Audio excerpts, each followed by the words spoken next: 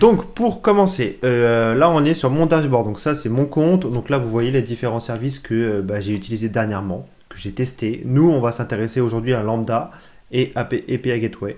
Donc on peut soit taper ici Lambda et on va avoir directement, soit vous choisissez dans la console, c'est pareil. Donc là on va cliquer sur Lambda, vous allez arriver sur une page qui vous permet d'avoir accès à toutes vos anciennes fonctions et aussi de pouvoir en créer une. Donc je vais cliquer sur Create Function. On laisse le from scratch parce qu'on part de zéro. On va lui donner un nom My Super New Lambda. Trouver un nom un peu mieux. Runtime, on va laisser Node.js. Pour l'architecture, on va laisser le premier choix aussi. Pour les permissions, ça doit venir avec un rôle de base qui vous permet, en fait, si vous utilisez ça, je vous le conseille, si vous n'êtes pas trop sûr encore de ce que va faire votre fonction, vous gardez celui-ci, ce rôle-là, ça va vous permettre déjà d'avoir certains accès, donc certaines policies pour communiquer avec d'autres services AWS. Et vous pourrez après en rajouter en fonction de ce que vous avez besoin. Pas très important pour l'instant, on garde les choses de base, on clique sur Create Function. Ça va prendre une petite dizaine de secondes, je pense. Voilà. Vous avez le petit message en vert qui vous dit que tout a fonctionné et que votre fonction est prête à être testée. Donc là, vous avez le petit overview, donc c'est c'est des schémas. C'est une façon un petit peu de vous faire comprendre comment est-ce que votre lambda est utilisé au sein de plusieurs services. Donc par exemple, si jamais vous avez une API et d'autres services qui sont appelés ou appellent votre lambda, vous pouvez le voir ici. Ça va communiquer en fait avec les autres services AWS, donc c'est assez sympa quand vous avez plusieurs lambda, plusieurs services, plusieurs triggers. Ici, vous le voyez. On ferme ça, on va s'intéresser au code. Donc là, on clique sur le fichier index et on a un code super simple. C'est juste un event handler qui renvoie en fait un statut code 200 si tout se passe bien et hello from lambda. Donc, ce qu'on va faire, c'est qu'on va changer ce hello from lambda par quelque chose d'un peu plus fun. Voilà, une petite citation. Happiness is when your code run without errors. Ça, c'est sûr. Alors, super important, vous avez vu, donc là, j'ai changé un peu le code. Donc, si vous faites via la console, il faut toujours déployer votre fonction avant de la tester. Donc là, si je clique sur test, en fait, ça va tester en fait la fonction qui était avant. Donc en fait, ce sera pas ce console log là, enfin ce sera pas ce body là. Donc là, on va déployer.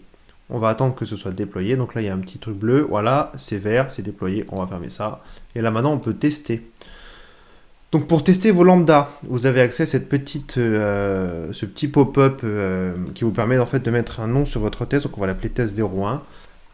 Vous pouvez aussi choisir un template, surtout pour les events.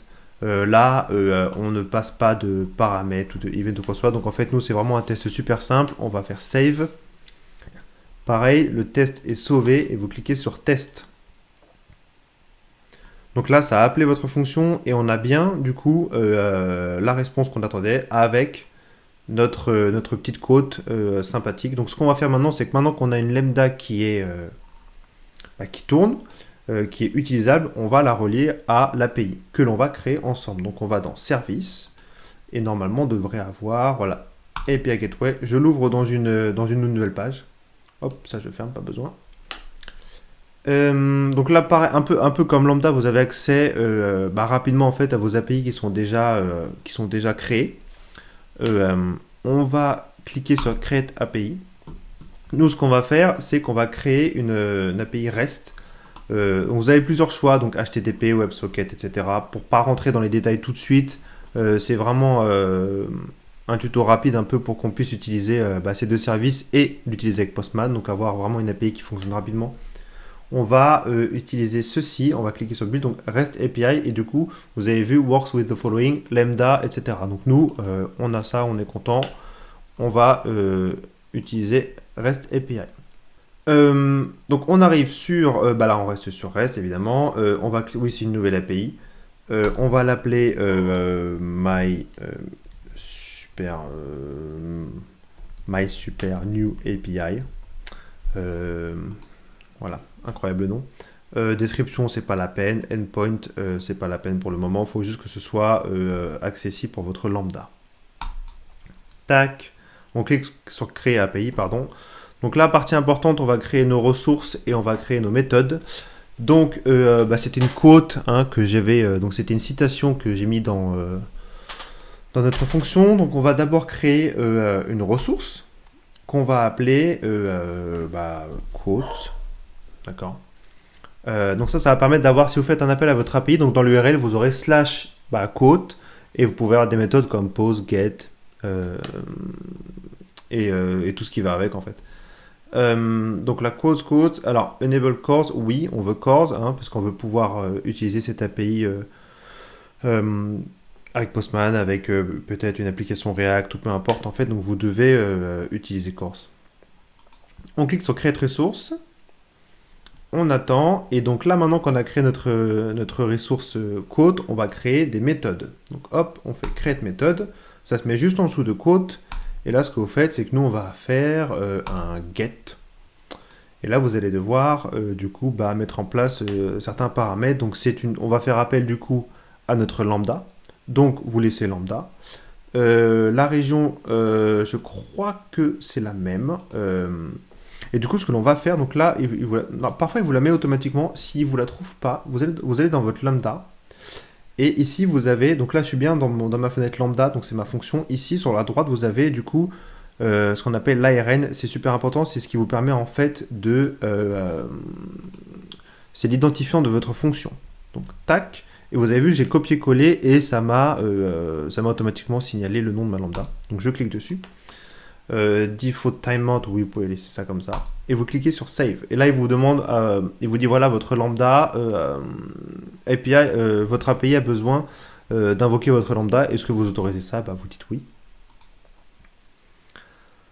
Ça tourne. Et là, du coup, vous avez un petit dashboard qui vous permet en fait déjà de modifier pas mal de choses, mais surtout en fait dans notre cas à nous, on va pouvoir tester en fait l'API. Okay, donc on va exécuter grâce à la console AWS directement ici dans le client, voir si tout fonctionne.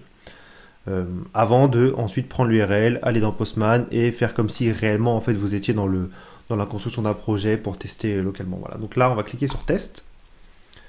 On n'a pas spécialement de paramètres à passer, c'est très très simple. Donc nous, ce que l'on veut, voilà.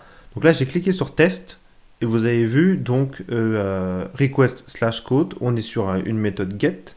Et ma lambda m'a bien retourné le body que l'on a. Donc happiness is when your code run without error. Ça marche bien en plus ici, c'est cool.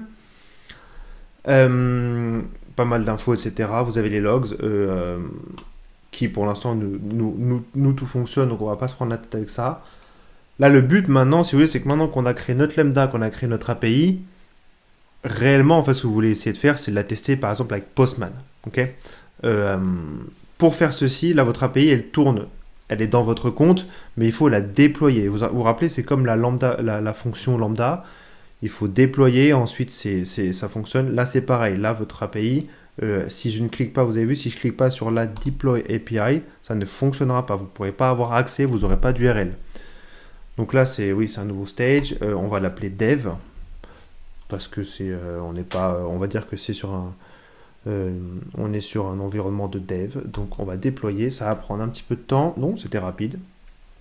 Et regardez, donc là, j'ai déployé et j'ai l'URL avec lequel je peux invoquer mon API. Okay, donc il n'y a pas le / code parce qu'en fait derrière ça c'est à vous en fait de décider, parce que je pourrais avoir plusieurs ressources avec plusieurs méthodes. Là en fait il vous donne l'URL de base de votre API, c'est très important. Donc je vais ouvrir Postman, hop, ici, ok, hop, on a Postman, voilà.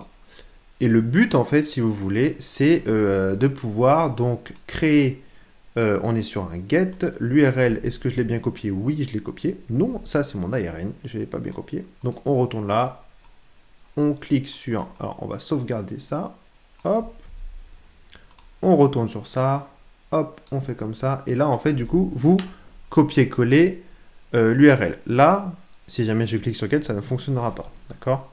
Je fais / code, je n'aurai pas le body que je souhaite. Si je fais / code, normalement, vous devriez recevoir le body. Et regardez, on a créer une API en fait avec une lambda fonction qui vous renvoie le body souhaité. Et voilà. J'espère que ça vous a plu. Je vais faire toute une série sur AWS et leurs services. Donc n'hésitez pas à vous abonner à la chaîne ou à commenter pour rien rater. Et voilà, j'espère que je vous verrai la prochaine fois. Et puis bah à la prochaine. Allez, salut.